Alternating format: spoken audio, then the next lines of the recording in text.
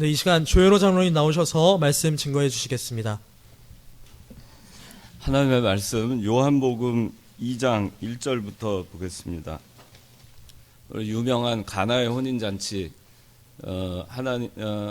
예수님께서 물을 포도주로 되게 하신 가나의 혼인잔치에 대한 말씀이 나옵니다. 오늘 말씀의 제목으로는 2장 5절에 있는 말씀으로 하겠습니다. 그분의 어머니가 하인들에게 말하기를 이분이 너희에게 뭐라고 하든지 그대로 하여라 라고 하였다 했는데 너희에게 뭐라고 하든지 그대로 하여라. 너희에게 뭐라고 하든지 그대로 하여라. 말씀의 제목입니다. 자, 오늘 1절 셋째 날에 갈릴리 가나에서 결혼잔치가 있었다 그랬습니다. 요한복음 1장에는 예수님께서 제자들을 부르시는 내용이 나옵니다. 베드로와 안드레, 그 다음에 빌립과 나다나엘 이렇게 부르는 내용이 나오는데 네 제자를 부르시면서 1장의 맨 마지막에 빌립과 나다나엘을 부르십니다. 그 일이 있은 지 3일째 되는 날이란 얘기입니다. 3일째 되는 날 갈릴리 가나에서 결혼잔치가 있었습니다. 예수님의 어머니가 거기에 있었고 또 2절에는 예수님과 그분의 제자들도 그 결혼잔치에 초청을 받았다 했습니다. 가나에 혼인잔치가 있었습니다. 그리고 예수님의 어머니 마리아가 거기에 참여했고 그 다음에 예수님과 예수님의 제자들도 결혼잔치에 초청을 받아서 참여를 하게 됐습니다. 결혼을 하는 것은 잔치와 같습니다. 잔치 자리고 그것은 기쁨의 자리입니다. 즐거움의 자리이고 또 모두가 축하하는 그런 자리입니다. 3절에 포도주가 부족하게 되자 예수님의 어머니가 그분께 말하기를 저들에게 포도주가 떨어졌다 하니 그랬습니다.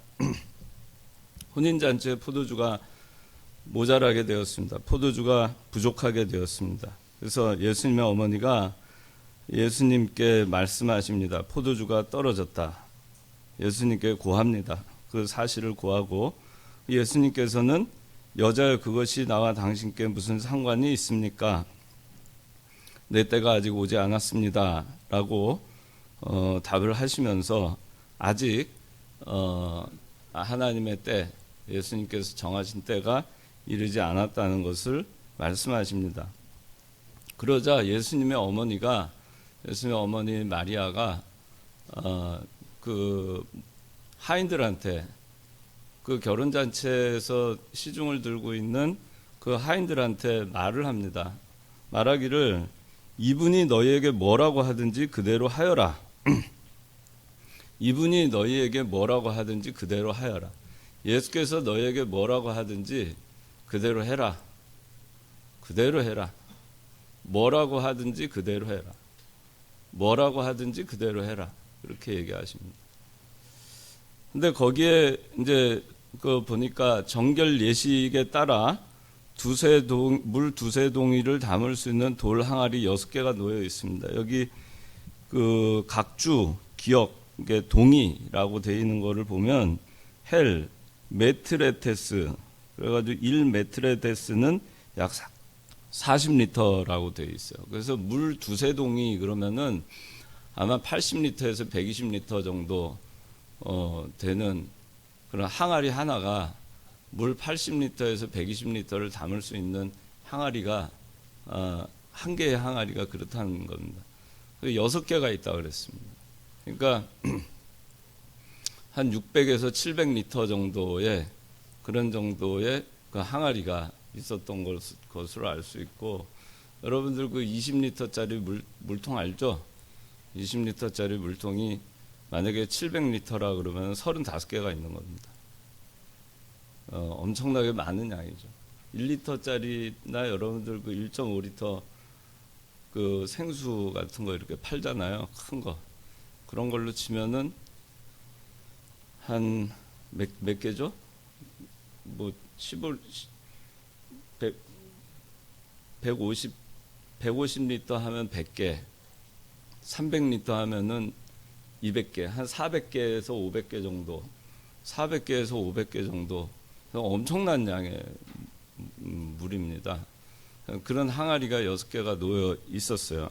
그런데 예수님께서 이제 그들한테, 그 하인들한테 이제 예수님의 때가 와서 이제 예수님께서 말씀하십니다. 예수님의 어머니 마리아는 너에게 뭐라고 하든지 그대로 하여라. 그 얘기는 너에게 뭐라고 말씀하시든지 그대로 하여라, 그 얘기예요.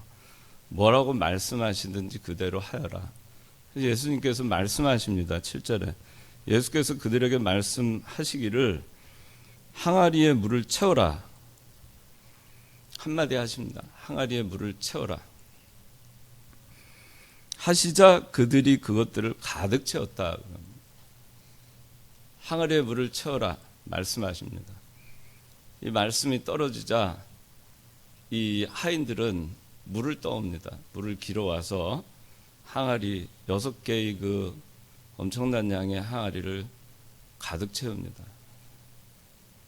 8절에 예수께서 또 말씀하십니다. 이제는 떠서 잔치 주관자에게 가져다 주어라. 그랬어요. 이제는 떠서 잔치 주관자에게 가져다 주어라. 또 말씀하십니다. 하고 말씀하시자 그 하인들이 가져다 주었다, 그렇게 얘기하고 있습니다. 하인들은 또 그대로 순종해서 가져다 줍니다. 그 잔치 주관자가 9절에 포도주가 된 물을 맛보게 됩니다. 여기에 그 예수님께서 말씀하시는 과정이나 하인들이 순종하는 과정에 보면 물이 포도주가 되게 되는 과정은 나오지 않습니다. 그저 예수님께서는 그저 마리아는 포도주가 부족하게 됐을 때 포도주가 떨어졌다, 이 얘기만 했어요.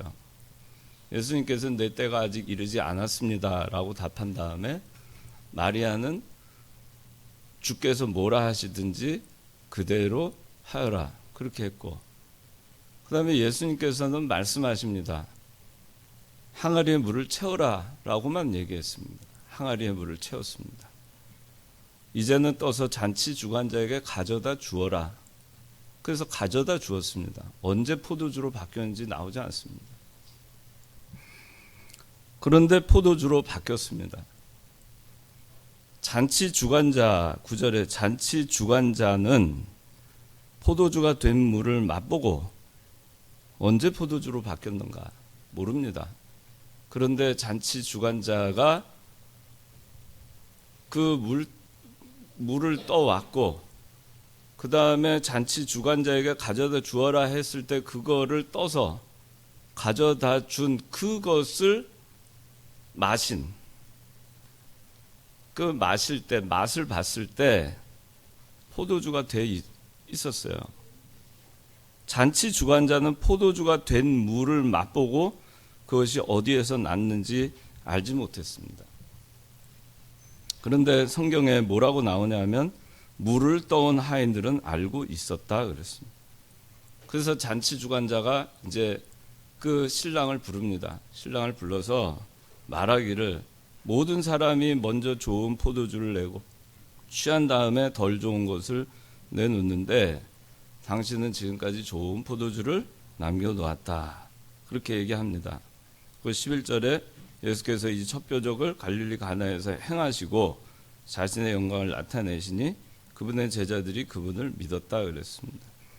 이걸 통해서 갈릴리 가나의 혼인잔치를 통해서 그리스도의 영광이 나타났습니다. 이게 오늘 그 본문의 내용입니다. 하나님의 영광이 나타났습니다. 가나의 혼인잔치를 통해서 나타났습니다. 물이 포도주가 됨으로써 그리스도의 영광이 나타났습니다. 물이 포도주가 되는 것은 이 물떠온 하인들은 그 비밀을 압니다.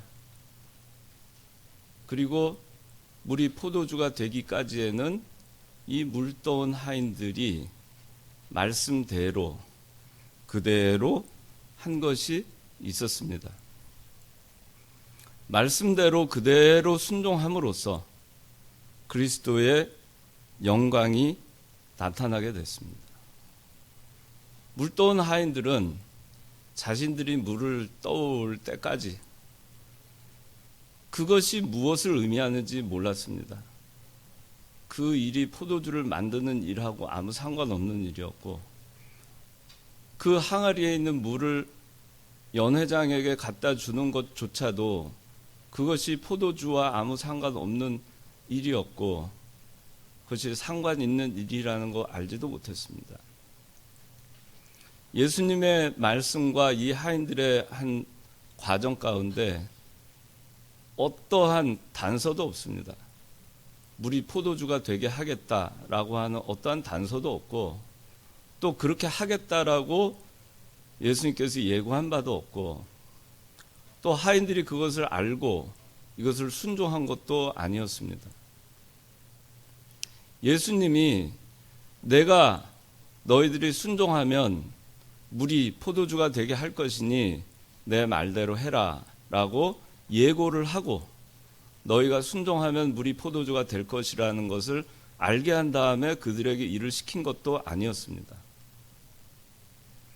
오늘 본문에는 언제 포도주가 되었는지 나오지 않습니다. 포도주를 만들겠다고 하지도 않았고, 포도주로 변화하겠다고 하지도 않았고, 그런데 연회장이 맛을 봤을 때는 그것은 포도주였습니다.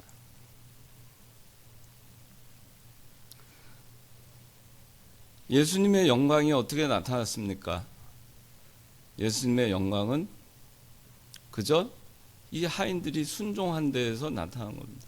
말씀대로 그대로 했던 데에서 물이 포도주로 바뀌고, 그리고 수많은 그 700리터나 되는 어마어마한 양의 포도주가 만들어졌고, 그것은 질 좋은 포도주였고 오래 묵은 포도주였고, 그 잔치자리에는 향으로 가득 찼고, 끊어질 뻔했던 잔치는 계속됐습니다. 그걸 통해서 예수님의 영광이 나타났습니다. 하인들은 자기네들이 한 일이 그리스도의 영광을 나타내게 하려고 했던 일인 것조차 몰랐습니다. 그런데 그 일을 통해서 그저 단순히 순종한 것뿐인데 엄청난 변화의 역사가 일어났던 것입니다. 우리가 예수님을 믿는다는 것이 무엇인가? 예수님을 믿고 그분의 영광을 나타낸다는 것이 무엇인가? 그분을 영화롭게 한다는 것이 무엇인가?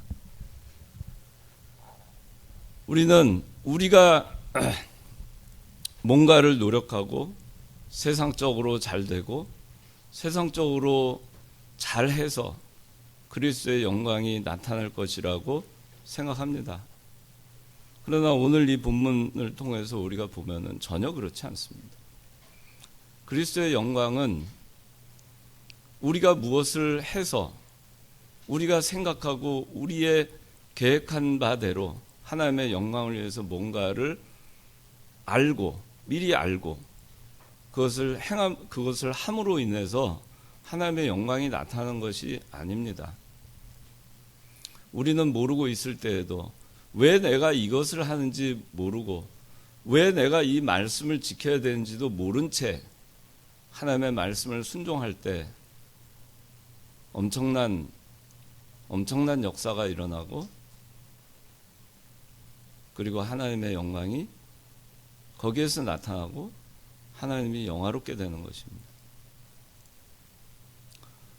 180갤런 정도가 된다고 해요. 이 700리터 정도 된.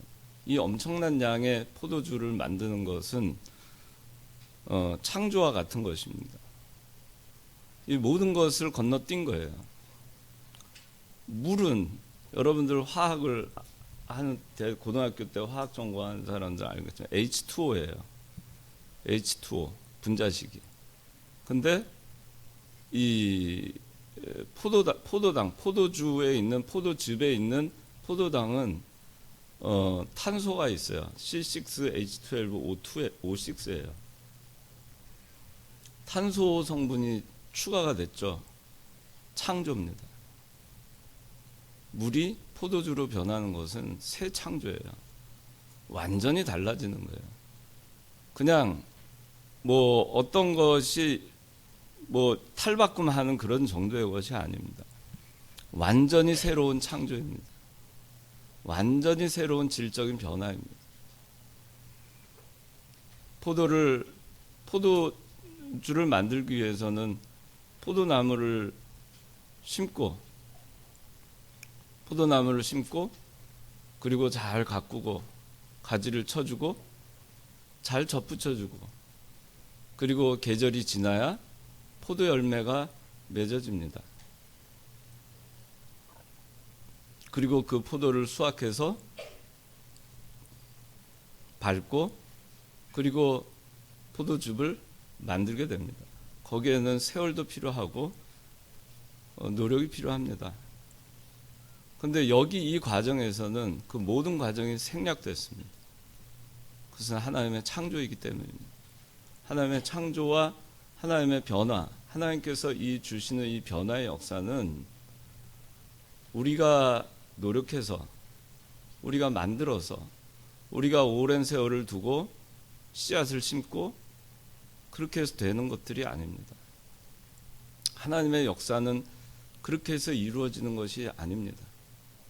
여러분들이 세상을 살아가는 방식하고 세상 사람들이 세상을 살아가는 방식은 그렇습니다.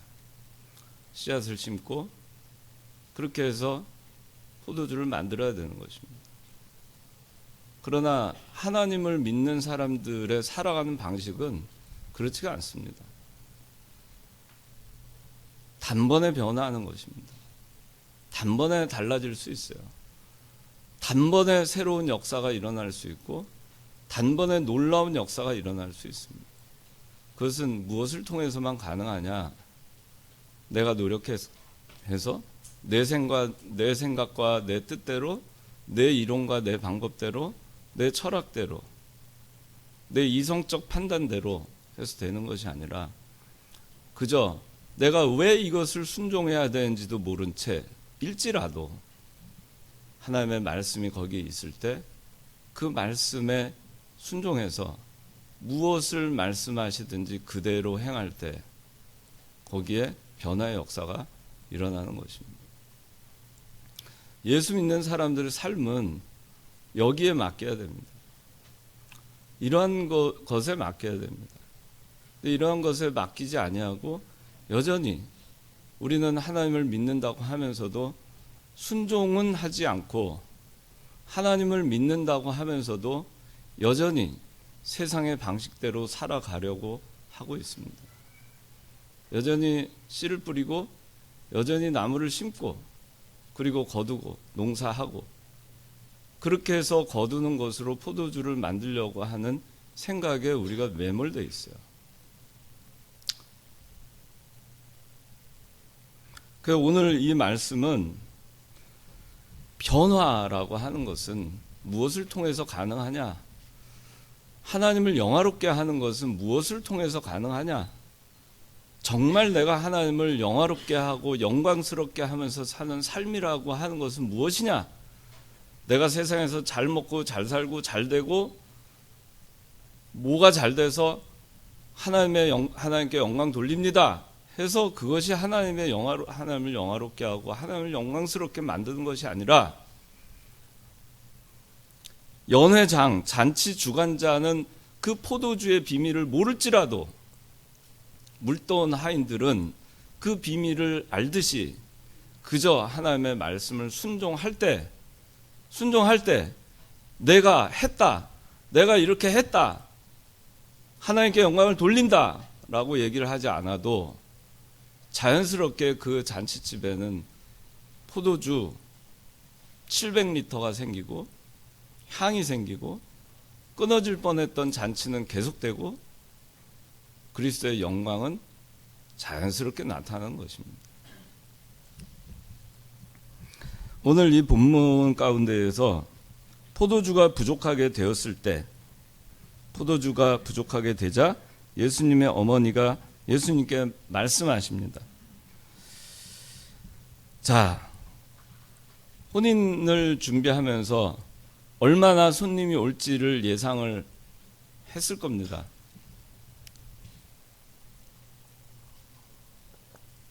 우리 이청년부에는 결혼하는 청년들이 많아요. 이청년부는 지금도 결혼해서 결혼할 때 준비를 합니다. 손님들이 올 걸 생각해서 음식을 충분히 준비합니다. 혹시라도 음식이 모자랐다는 얘기를 듣지 않으려고 넉넉하게 준비합니다. 그렇게들 합니다. 성신이 어디 갔어? 성신이. 황성신 그렇게 했어? 남았어? 그 남게 준비를 해요. 그런데 이 혼인잔치를 하면서 이 포도주를 넉넉하게 준비했을 겁니다. 충분히 준비했을 거예요. 그런데도 포도주가 떨어졌습니다.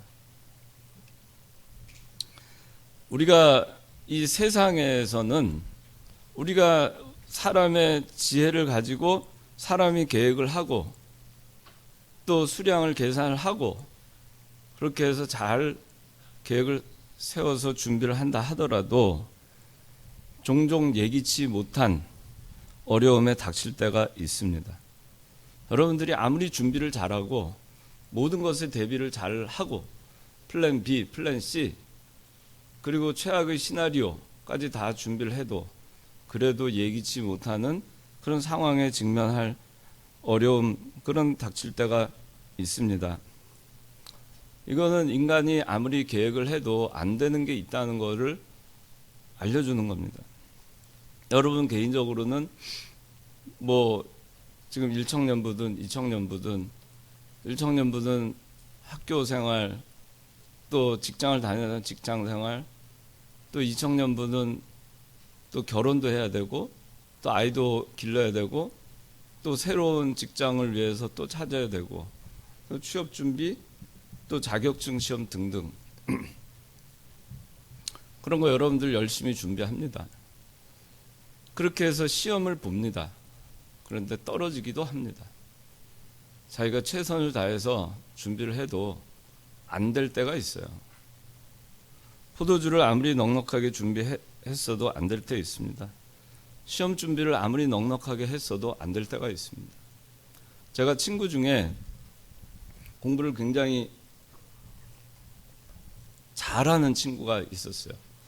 고등학교 때 전교 1등을 하는 친구였는데 옛날에는 국어, 영어, 수학으로 대학을 가던 제 때는 그런 시대였습니다.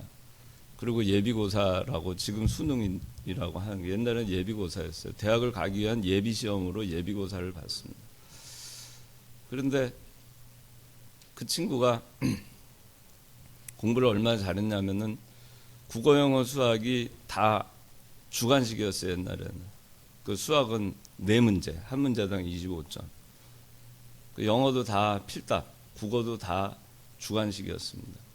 그런데 100점씩 해서 300점 만점에 그 친구는 평균 80점, 90점을 받았어요.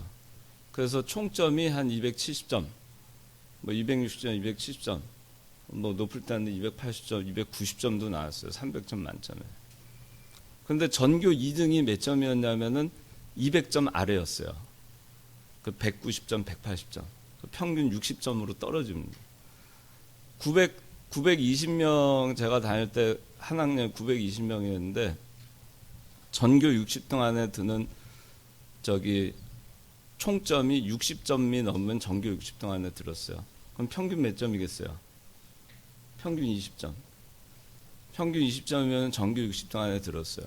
한 반에 수학 빵점이 한 60명 중에 50명이 넘었어요. 옛날에는 그렇게 공부했습니다. 본고사 세대는. 얼마나 머리가 좋다고 생각했어요. 그래서 다들 그 선생님들도 그렇고 서울대학교 수석은 따는 당상이다 생각했어요. 왜냐하면 그 전해에 제가 다닌 고등학교에서 서울대 전체 수석이 나왔기 때문에 이번에도 서울대 전체 수석이 나올 거다 그렇게 생각하고 선생님들이 기대를 했는데 얼마나 준비를 열심히 했어요. 그런데 그 본고사가 폐지가 돼버렸어요. 고3 때. 그 본고사가 없어졌어요. 없어지고 예비고사로만 대학 가는 걸로 바뀌었습니다. 바뀌었는데 예비고사를 보는 날 그 친구가 연탄가스에 중독이 됐어요. 그래가지고 머리가 아픈 채 시험을 봤습니다. 시험을 못 봤어요. 수석을 못했죠. 그래서 서울대학교는 갔어요. 하긴 갔는데 지금 교수가 돼 있어요. 거기 서울대학교 물리학과 교수가 돼 있어요. 그런데 그게 자기 뜻대로 되는 게 아니라는 거예요. 전체 수석 다 모두가 저도 지금 생각하면은 저는 총점이 한 60점 간당간당 나왔어요. 근데 그 친구는 280점, 90점이 나오니 그 격차라는 거는 그 상위권에서의 그 격차라는 거는 이루 말할 수가 없어요. 그 두뇌의 격차는. 그래서 모두가 그냥 걔는 비방도 안 하고 질투도 안 해요. 너무 격차가 나니까 어느 정도 비슷해야 질투도 하고 뭐 경쟁을 할 텐데 아예 애들이 그냥 질투 대상으로 안 삼았어요. 그렇습니다. 사람이 여러분들이 직장 시험 얼마나 열심히 준비하겠어요. 충분히 준비해도 떨어집니다. 좋은 직장 아닌데도 떨어져요. 이건 당연히 내가 돼야 될 곳인데도 떨어집니다. 시험, 자격증 시험 떨어집니다. 참 힘들죠. 근데 낙심하면 안 돼요. 여기 마리아가 그러자 그냥 담담하게 예수님께 말씀합니다. 저들에게 포도주가 떨어졌다. 그냥 한마디 하면 됩니다. 하나님 떨어졌습니다. 한마디만 하면 돼요. 그 구구절절 제가 떨어졌는데 뭐 붙었어야 되는데 뭐 하나님 뭐 열심히 했는데 이러실 수가 있습니까? 뭐 그럴 필요가 없어요. 하나님 떨어졌습니다. 주의 뜻대로 하시옵소서. 주의 뜻대로 된 줄로 믿습니다. 뜻대로 하시옵소서. 최선을 다하지 않고 이렇게 하면 안 돼요. 그런데 최선을 다했어요. 그래도 안 될 때 하나님께 말하는 겁니다. 여러분들이 예수 믿는 사람이라고 해서 아무것도 안 하고 그냥 하나님께 맡기면 안 돼요. 하나님께 맡기라는 것은 사람의 할 도리를 다 하고 그리고 나머지는 하나님께 맡기는 겁니다. 인력으로 어찌 할 수 없는 부분은 하나님께 맡기는 거예요. 근데 사람이 할 도리도 안 하고 그냥 하나님이 알아서 해주시겠지? 그것은 방종하는 것입니다. 자기의 책임을 게을리하는 것입니다. 그러니까 여러분들이 하나님께 맡긴다라고 할 때는 사람의 할 도리를 다 하고 그리고 나머지는 하나님께 맡기는 거예요. 그렇게 여러분들이 살아가야 됩니다. 내가 할 도리를 다 하고 최선을 다하고 내가 할 일 다 했다. 근데 내가 할 일을 다 해도 이렇게 포도주가 떨어지는 때가 있듯이 떨어지는 때가 있어요. 할 일 다 했는데도 실패하는 경우가 있어요. 할 일 다 했는데도 안 되는 경우가 있어요. 그럼 그런가 보다 하면 되는 거예요. 떨어졌네요. 하나님 떨어졌습니다. 그때 그렇게 얘기하는 거예요. 최선을 다하고 나머지는 하나님께 맡기는 삶. 하나님께 맡기는 겁니다. 포도주가 떨어졌다. 그렇게 말씀합니다. 그리스도께 고한 것입니다. 삶의 난관에 봉착했을 때 그저 그리스도께 그 사실을 아뢰면 됩니다. 그러면 그리스도께서 여러분에게 가장 좋은 것 주실 겁니다. 로마서 8장 28절에는 모든 것이 합동해서 유익하게 된다고 했죠. 하나님을 사랑하는 자, 곧 그 뜻대로 부르심을 입은 자들에게는 모든 것이 합동해서 유익하게 된다. 이 말씀 믿으십니까? 진짜 합동하게 유익하게 돼요. 그때는 아닌 것 같은데 그때 왜 떨어졌을까? 나는 충분히 준비했는데 왜 나한테 이런 삶의 난관에 봉착하게 하실까? 하나님 합동하여 유익하게 해주실 줄 믿습니다. 나는 하나님을 사랑하고 나는 하나님의 사랑하는 자녀이니까요. 해주실 줄 믿습니다. 그리고 하나님은 내가 무엇이 필요한지 다 아십니다. 마태복음 6장 8절 읽어주세요. 너희에게 필요한 것이 무엇인지 알고 계십니다. 불안해할 거 없고 염려할 거 없습니다. 삶의 난관에 봉착했을 때, 포도주가 떨어졌을 때, 그죠? 포도주가 떨어졌습니다. 기도하세요. 하나님께 구하세요. 그러면 거기에 해법이 있습니다. 여러분들 스스로가 그 삶의 난관에서 헤어나오려고 헤매지 마세요. 몸부림치지 마세요. 그 거미줄 갖고 헤어나오려고 하면 할수록 늪과 같은 그곳에서 여러분들 스스로 벗어나려고 하지 마세요. 여러분들 힘으로 벗어나려 하지 마세요. 하나님께 구하세요. 그러면 여러분들 삶이 여러분들 스스로 헤어나오려고 할 때 여러분들은 더 깊은 늪에 빠질 것이고 그 거미줄에 여러분들 더 엉킬 것이고 여러분들의 삶은 더 꼬일 수 있지만 그러나 그때 그냥 하나님께 구하면 그 엉킨 것이 실타래처럼 풀어지게 되는 해법이 거기에 있습니다. 그 해법은 이렇게 해라 저렇게 해라 가르쳐주지 않아요. 그 해법이 뭘까? 여러분들 난관에 봉착해 있어요? 어려움에 봉착해 있어요? 그 해법이 뭘까? 구체적인 해법이 뭘까? 주의를 내가 지키느라고 하다 보니까 직장에서 떨어졌어요. 그러면 그 얽히고 설킨 데에서 그러고 새로운 직장을 얻으려니까 주의를 성수하려는 직장을 구하기가 너무 어려워요. 주일날 나오래요. 면접을 볼 때마다 계속 꼬이기만 합니다. 그러면 거기에 해법이 무엇일까요? 주의를 범하고 거기에 취직하는 것. 그것이 해법일까? 많은 사람들은 그것이 해법이라고 생각하고 그렇게 합니다. 그러나 하나님의 해법은 그게 아니에요. 오늘 본문에서 나오잖아요. 예수님께서 해법을 줬습니까? 포도주를 만들어 주겠다라고 답하셨습니까? 마리아가 고했을 때 알았어 걱정하지 마세요 라고 얘기했습니까? 하인들에게 포도주를 만들어 주겠다고 얘기했습니까? 너희들에게 해결해 주겠다고 하셨습니까? 아닙니다. 그저 순종하라고 한 거예요. 아무 상관도 없는 일을 시켰어요. 동이에다가 물을 길어다 채우래요. 지금 그렇지 않아도 손님이 많아가지고 바빠 죽겠는데 언제 지금 나가서 물을 길어가지고 지금 동이에 채우고 앉아있을 시간이 어디 있어요. 여러분들이 신앙생활 할 때 주의를 지키느라고 삶이 꼬이잖아요. 그러면 여러분들의 해법은 하나님이 거기서 답을 주시기를 원해요. 거기서 주시지 않으면 어떻게 하는지 아세요? 여러분들의 해법은 몸부림을 칩니다. 그래서 더 꼬이는, 삶이 꼬이는 선택을 합니다. 그래서 주의를 범하는 그 직장에 취직을 합니다.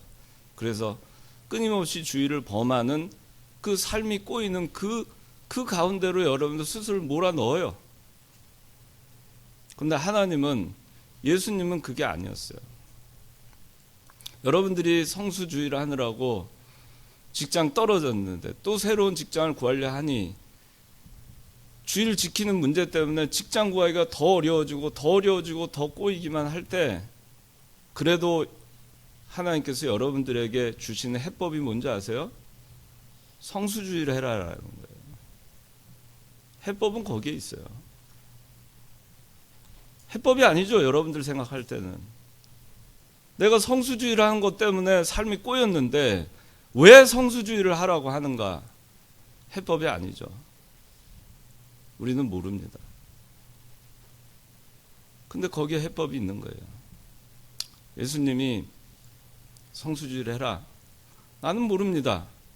왜 내가 성수주의를 해야 되는지 모르겠어요. 이렇게 힘든데. 그래도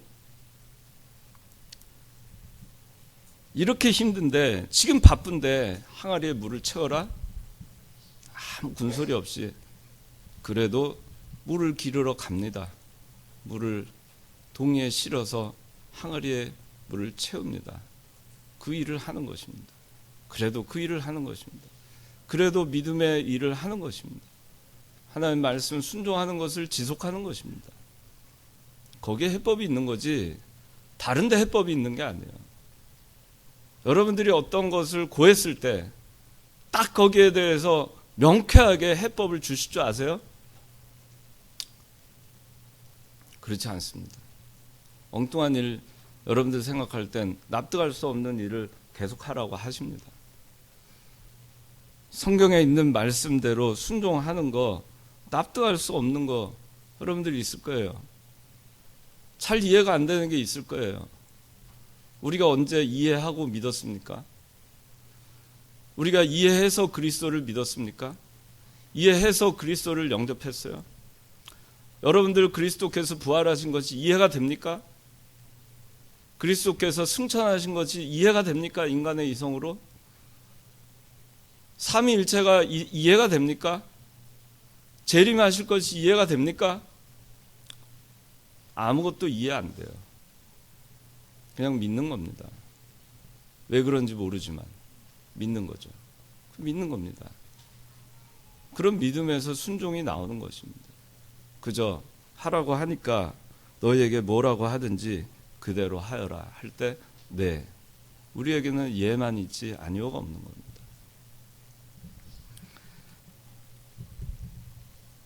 예수님께서는 때가 이르지 않았다 그렇게 얘기합니다. 하나님의 예정된 때가 있습니다. 기다림이 필요합니다. 이것은 거절이 아닙니다. 내 때가 이르지 않았다. 여러분들의 삶은 계속 꼬이는 그 삶이 지속될지라도 그것이 예수님께서 응답하지 않으신 것도 아니고 거절하신 것도 아니에요. 여러분의 기도를 그냥 단지 때가 안 됐을 뿐이에요. 그러면 어떻게 해야 되는가? 그 때를 기다리는 것밖에 도리가 없는 거예요. 거기서 곁길로 가서는 안 돼요. 그냥 하나님의 때가 도래할 때까지 기다리는 것밖에 없습니다. 그리스도께서 뭐라고 말씀하시는 때가 있을 때까지 기다리는 것밖에 없어요. 뭐가 있겠습니까, 우리가? 아브라함이 하나님의 약속의 말씀이 있은 지 25년이 지나서야 독자 이삭을 얻었어요. 얼마나 오랜 기다림이었습니까? 도대체 어떻게 사람을 25년을 기다리게 할 수 있습니까? 여러분 25년을 기다리게 하면 하나님 벌써 버리고 떠났을 거예요. 아브라함은 25년을 기다렸습니다.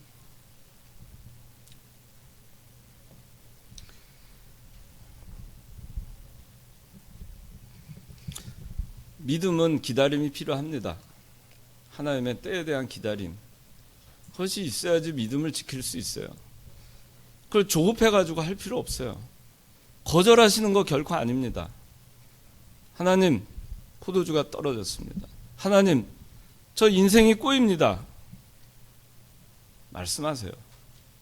그리고 조용히 하나님이 하나님의 때를 기다리십시오.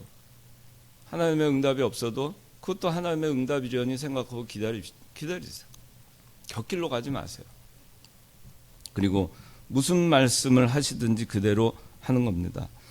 순종하면 문제가 해결이 됩니다. 오늘 본문에 보십시오. 순종했기 때문에 문제가 해결됐죠. 순종할 때 그 순종이 무슨 의미인지 몰랐죠. 그 순종을 통해서 포도주가 나올 줄 몰랐죠. 그러나 순종을 그저 단순히 했을 때, 무식하게 순종했을 때 거기에 문제 해결이 된 것입니다. 내 방법, 내가 취사 선택할 수 있는 게 아닙니다. 하나님의 역사가 나타나고 변화의 역사가 나타나고 물이 포도주가 되는 이런 엄청난 역사, 창조의 역사는 어디서 나타나는가? 내가 하나님의 말씀을 취사 선택해서 이거는 순종하고 이건 불순종하고 그렇게 해서 되는 게 아닙니다. 온전히 순종하는 거예요. 아구까지 채우는 거죠. 끝까지 채울 때 끝까지 거기까지 채우는 겁니다. 취사 선택하는 게 아닙니다. 내 방법대로 하는 게 아닙니다. 그렇게 하면은 될래다가도 안 돼요. 어떻게 물이 포도주로 바뀔 수 있겠어요? 그래가지고 안 바뀝니다. 죽었다 깨나도 안 바뀝니다. 여러분들 인생이 죽었다 깨나도 바뀔 수가 없어요. 죽었다 깨나도 변화할 수가 없어요. 아무리 예수 그리스도를 100년을 믿어도 여러분들 삶이 달라지지도 않고 여러분들의 신앙 인격이 변화하지도 않고 여러분들의 신앙이 성장하지도 않고 여러분들이 그리스도인으로 질적으로 변화하지도 않습니다. 순종하지 않으면. 순종하지 않는데 어떻게 변화할 수 있겠어요? 순종하지 않는 사람을 통해서 어떻게 변화의 역사가 있을 수 있겠어요? 여러분들이 세상에 나가서 살아가는 데 있어서도 여러분들의 삶과 여러분들의 환경이 어떻게 변화하는가 오늘 보세요. 이 하인들이 한 역할은 전혀 엉뚱한 일이었지만 그저 순종한 것이었습니다. 순종했을 때 그 혜택을 주변의 사람들이 다 누렸어요. 다 누렸잖아요. 여러분들이 하나님의 말씀을 순종해 보세요. 여러분들을 통해서 주변 사람들이 변화할 것이고 환경이 달라질 것이고 거기 이 포도주가 끊겨서 웃음소리가 끊기고 기쁨이 끊길 만한 그러한 직장이라 하더라도 거기에 다시 웃음이 피어날 수 있어요. 여러분들이 하나님의 말씀 순종하고 살면 여러분들 가정이 그렇게 변화할 수 있어요. 여러분들이 속한 곳이 어느 곳이든지 바뀔 수 있습니다. 왜 안 바뀌는지 아세요? 예수 믿는 사람이 말씀대로 순종하지 않고 살기 때문에 세상이 바뀌지 않고 여러분들 주변이 바뀌지 않는 겁니다. 여러분들이 바뀌지 않으니까 여러분들 주변이 바뀌지 않는 겁니다. 왜 안 바뀌느냐? 순종하지 않으니까 안 바뀌는 겁니다. 순종하면 바뀝니다. 어려운 거 아니에요. 뭐가 어렵습니까? 순종하는 것이 어렵습니까? 하나도 어려운 게 아니에요. 뭐가 어려워요? 하인들한테 물을 채워라, 항아리에 물을 채워라. 바쁘지만 다 내팽개쳐 두고 항아리에 물 채우는 겁니다. 그것부터 하면 되는 거예요. 뭐가 어려워요? 순종하는 것이 어렵습니까? 저는 어렵다고 생각 안 해요. 한 가지를 포기하면 너무 많은 것을 하려고 하니까 순종이 어려워요. 다 가지려고 하니까 순종이 어려워요. 다 누리려고 하니까 하나도 내려놓지 않고 그러니까 순종이 어려워요. 그런데 다 내려놔 보세요. 그리고 오로지 하나 말씀만 순종하겠다 해보세요. 뭐가 어렵습니까? 무슨 말씀 하시든지 그대로 해라. 그대로 해라. 그대로 하면 거기에 답이 있다. 거기에서 하나님의 역사가 나타난다. 항아리에 물을 채웁니다. 항아리에 물을 채우고 아구까지 다 채웁니다. 최선을 다합니다. 제가 여러분들 현대그룹이라고 아세요? 현대그룹은 다 알죠. 삼성그룹 알죠? 현대그룹이라고 지금은 현대중공업, 현대자동차, 현대아산그룹 세 개로 나뉘었지만은 옛날엔 하나였습니다. 제가 젊었을 때만 해도. 근데 그때 그 현대 창업자 정주영 명예회장이라고 있었어요. 아마 여러분들 다 알고 있을 거예요. 그분이 현대 창업자입니다. 근데 그분이 그 강원도 통천에서 농사꾼의 아들로 태어났어요. 하루 종일 농사를 해도 거기서 땅에서 얻을 수 있는 것이 많지 않았습니다. 그래서 서울로 상경을 해서 사업을 합니다. 많은 실패를 거듭합니다. 근데 초기에 참 사업을 하다가 너무 그 사업이 실패를 거듭하고 또 잘 됐다가 실패를 거듭하고 그러던 중에 너무 낙심하고 있을 때였는데 하루는 잠을 자는데 그때는 뭐 50년대니까 뭐 얼마나 이하고 요새 뭐 이 그런 거 없죠. 옛날에 이가 많았어요. 이. 그래서 이제 자는데 그 자다가 몸이 그냥 그 이의 공격을 받아가지고 깬 거예요. 그래서 보니까 몸에 이가 새까맣게 그냥 방해. 그래서 생각을 했습니다. 어떻게 내가 잠을 자야 되겠는가. 그래서 책상을 하나 갖다 놓고 그 위에서 잠을 잤어요. 근데 자다가 보니까 또 막 가려운 거예요. 그래서 가만히 불을 켜고 보니까 그 이들이 어떻게 했냐면 그 책상 다리로 쫙 기어 올라와 가지고 정정명예회장 몸으로 다 달겨들은 거예요. 그래서 그 다음에 또 생각을 했어요. 이게 안 되겠다. 그래서 책상에 있으면 다리가 4개가 있잖아요. 그럼 4개가 있으면 4개를 다 세수대야를 저기 받쳐놓고 4개 다리를 거기다 물을 가득 담았어요. 그러고서 이제는 됐다. 그러고선 잤습니다. 근데 또 가려워가지고 막 깨보니까 불을 딱 켜봤어요. 깜짝 놀랐어요. 그 이들이 대야 그 밑으로 해가지고 위로 올라가지고 막 헤엄을 쳐가지고 그 다리를 기어 올라가가지고 정정명예회장 좀 뜯어먹겠다고 피를. 그래서 고민하다가 마지막 술을 쓴 게 뭐였냐면은 마지막 술을 쓴 게 뭐였는가 하면은 그거 잘 생각이 안 나요. 근데 하여튼간 더 큰 뭐 그걸 해가지고서 이렇게 아예 헤엄도 못 치게 그렇게 막아놨어요. 헤엄도 못 치게. 그렇게 해서 이제는 더 이상 이것들 헤엄도 못 치고 하니까 못 오겠지 하고 편하게 자는데 또 가려운 거예요. 불을 딱 켜고 보니 깜짝 놀랐어요. 어떻게 했을까 이들이. 딱 보니까 저 벽을 타고 쫙 올라가서 천정으로 해가지고 공중 낙하를 해가지고 그래서 정정 몸에 떨어져가지고 피를 빨아먹는 거예요. 그래서 정정 회장이 그때 생각을 한 거예요. 이 하찮은 미물인 이도 뭔가 자기 목적을 달성해서 이렇게 머리를 쓰고 필사적으로 해가지고 그렇게 해가지고 자기 목적 달성을 하는데 내가 인간이 사람이 이렇게 살아가지고 되겠는가. 그런 일화가 있어요. 여러분들 이보다 나아요? 살아가는 게? 최선을 다하는 거. 아구까지 채우는 겁니다. 아구까지 채웠어요. 최선을 다하는 거예요. 최선을 다하고 그리고는 이제는 그렇게 하니까 예수께서 이제는 떠서 잔치 주관자에게 가져다 주어라. 또 말씀하세요. 포도주에 대한 얘기 하나도 안 나와요. 이제는 떠서 잔치 주관자에게 가져다 주어라. 이 하인들이 항아리에 있는 그 물은 집 앞에 있는 거예요. 그 뭐 하는 물이냐면 손님들이 오잖아요.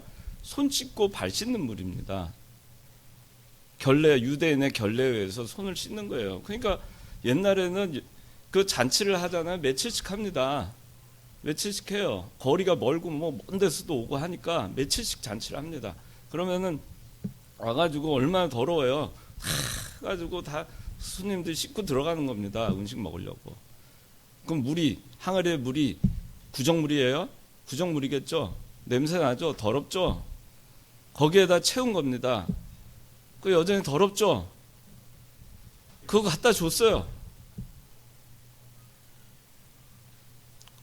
갖다 줬어요.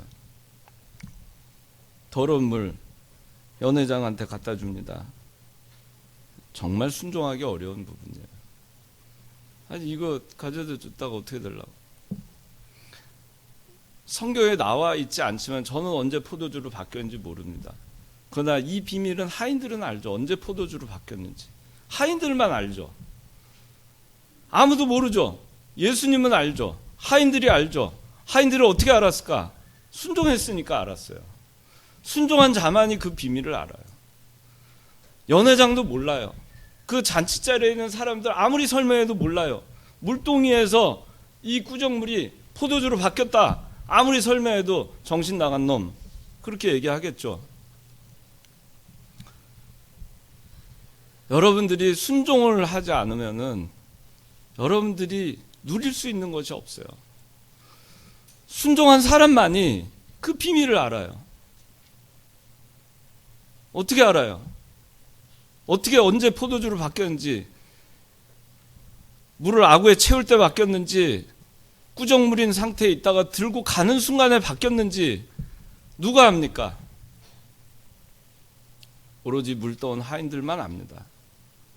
여러분, 이 비밀을 알고 싶지 않아요? 그 변화의 역사 가운데 여러분들이 참여하고 싶지 않아요? 여러분들이 순종함으로 인해서 변화의 역사가 나타나길 원치 않아요? 여러분들 주변이, 여러분들이 하나님의 말씀을 순종함으로 인해서 이 놀라운 변화가 일어나길 원하지 않아요? 그걸 여러분들이 직접 누리려면 남이 순종해서 되는 게 아니에요. 내가 순종해야 돼요. 순종한 사람만이 아는 것입니다. 순종한 사람만이 그 기쁨을 아는 것이고, 순종한 사람만이 예수님께서 자기를 통해서 역사하신 것을 알기 때문에 그 믿음이 견고해지고, 그리고 그 세계에 더 깊이 들어가고 기쁨이 충만하게 되는 거예요. 참, 내가 순종만 했더니 나를 통해서 하나님이 나를 써서 이런 일이 벌어지는구나. 나를 통해서 하나님의 역사를 해 나가시는구나. 나를 통해서 하나님의 영광이 나타나게 하시는구나.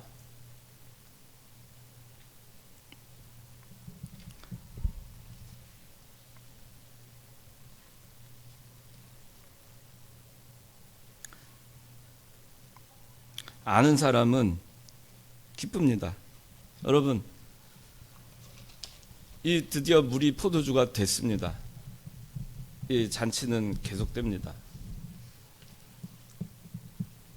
꾸정물이 포도주로 바뀌었습니다. 우리도 이 꾸정물 같았어요. 과거에는 죄인이었지만 지금은 의인이 되었습니다. 바뀌었습니다. 질이 바뀌었어요. 우리의 가치가 바뀌었어요. 여러분들의 가치는 옛날에는 별 볼일 없었어요. 그저 시체에 불과했지만 이젠 예수님의 피로 값주고 산 정말 값을 매길 수 없는 그런 존재로 바뀌었어요. 포도주, 물과 포도주 색깔이 바뀌었습니다. 용도가 바뀌었고, 맛도 바뀌었고, 향기도 바뀌었고, 그 놓여지는 보관하는 위치도 바뀝니다. 다 바뀌었어요. 이 변화는 어디서 오느냐? 순종에서 옵니다. 여러분들이 바뀌어야 됩니다. 앞으로도 예수 믿는 것은 변화의 역사가 일어나는 것입니다. 포도주, 물로 포도주를 만드신 것은 하나님의 구원 운동은 변화의 운동이고 새 생명 운동이고 계속해서 변화해가는 하나님의 역사가 나타나는 운동이라는 것을 보여주는 것입니다. 여러분들이 물이 포도주로 되듯이 변화하지 않으면 쓸데없습니다. 그 변화의 첫걸음은 순종입니다. 그저 뭐라고 하든지 그대로 하는 순종입니다. 기도하겠습니다. 하나님 아버지, 우리 1청년부, 2청년부 청년들 물이 변하여 포도주로 바뀐 것 같이 저희들이 하나님의 말씀을, 그 말씀을 왜 순종하는지 모를지라도 그저 하나님의 말씀이 거기 있으면 그 말씀을 순종함으로써 저희가 변화가 되고 저희 삶이 변화되고 저희 주변이 변화가 되고 하나님의 영광이 나타나는 삶을 다 살 수 있도록 은혜 베풀어 주시옵소서. 예수님 이름으로 기도드리옵나이다. 아멘.